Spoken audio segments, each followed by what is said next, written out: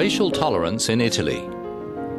Human rights defenders say Italy's new immigration measures are a serious concern. They point to politicians of both the left and right lending legitimacy to racist tendencies. Well, the capital of the southeastern Apulia region, Bari, boasts a prominent Russian community, and the region is also home to a Greek-speaking minority. So how racist is Italy? Here's one answer from the mayor of Bari. Italy cannot be a xenophobic country for one simple reason: its history of emigration.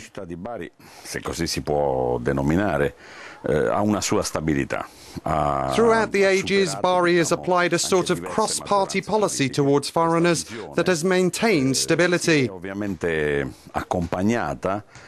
This tendency has been upheld thanks to a devotion to St. Nicholas, who commands great respect throughout Eastern countries as well as Moscow.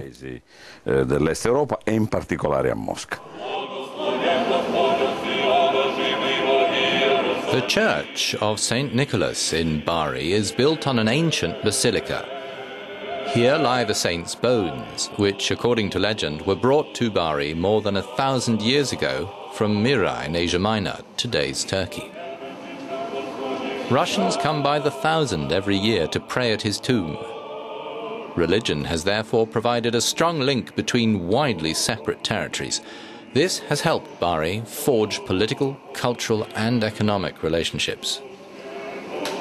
On top of this, European Union programs have more recently improved inter-regional cooperation between Puglia and countries such as Russia, Romania, Serbia and Montenegro.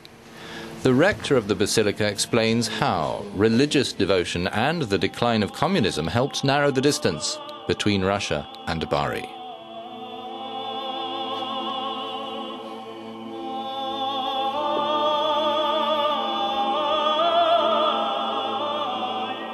With the fall of the Berlin Wall and powerful political changes in the former USSR,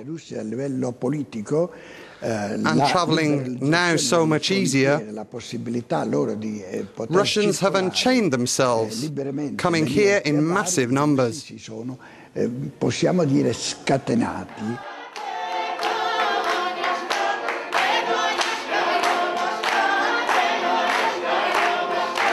Russian Orthodox church figures sipping cappuccino is not uncommon in Bari. Recently, Bari even signed over ownership of the Russian Orthodox Church in the Karasi district. Here, the faithful can attend formal Orthodox Mass. This church was built with Russian money on land owned by the Bari City Council. Many miracles were attributed to St. Nicholas, and he had a great reputation for secret acts of charity, a people's saint. The Russians so revere him they have a saying, if anything happens to God, we'll still have St. Nicholas.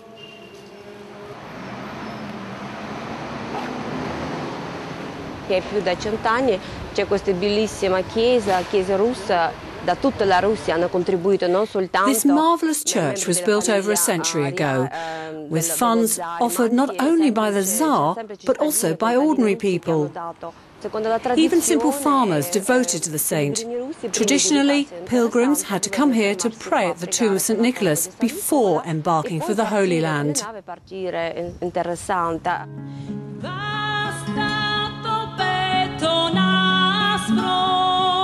This part of Italy also harbours other legacies of the distant past.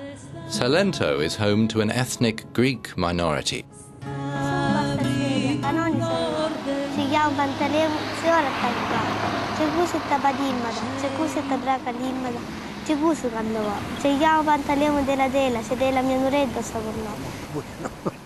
A few thousand of the people here speak Italian Greek, or Greco. It's a language considered by UNESCO at risk of dying out.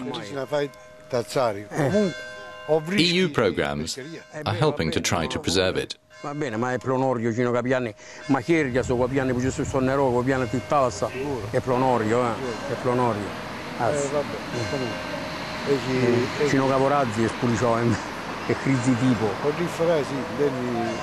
Attualmente sono ancora in corso gli aiuti comunitari dell'Unione Europea attraverso There are two community projects running. One is meant to restore buildings of historic value. Each village is allotted €376,000 for this architectural renovation.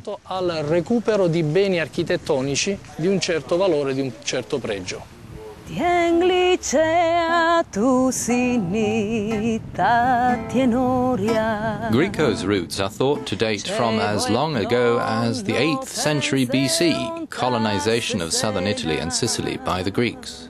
Fast forward to after the Second World War, when everyone finally got a chance to get basic formal schooling, and depopulation because so many emigrated to break out of poverty.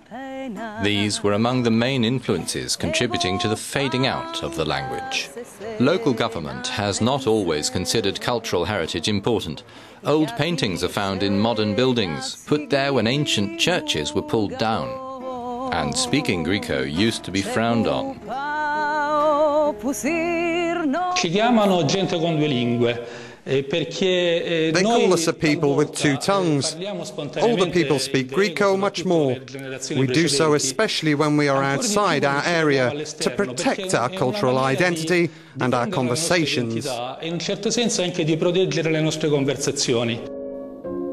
Speaking Greco was for a time considered a mark of adulthood. Much older people used to speak Greco. People born in the 1950s would speak dialect. Those born after the 1960s would speak Italian. The result was that when we were little, we thought of Italian as a child's language, while Greco was the grown-ups' language. I remember as a child, when I was outside these parts, being places where no one spoke Greco, and I heard adults speaking dialect or Italian and thought, how strange. They seem to be adults, but they're talking like children. They don't speak Greco. E allora io, nella mia ingenuità, dicevo, questi non sono ancora cresciuti perché questi ancora non parlano il greco. Kalinita se fino cepao. Some non-governmental organizations are also trying to preserve this language, promoting awareness in a region which is still a European crossroads, to preserve memories of an ancient past in a southern territory that remains a gateway to the east.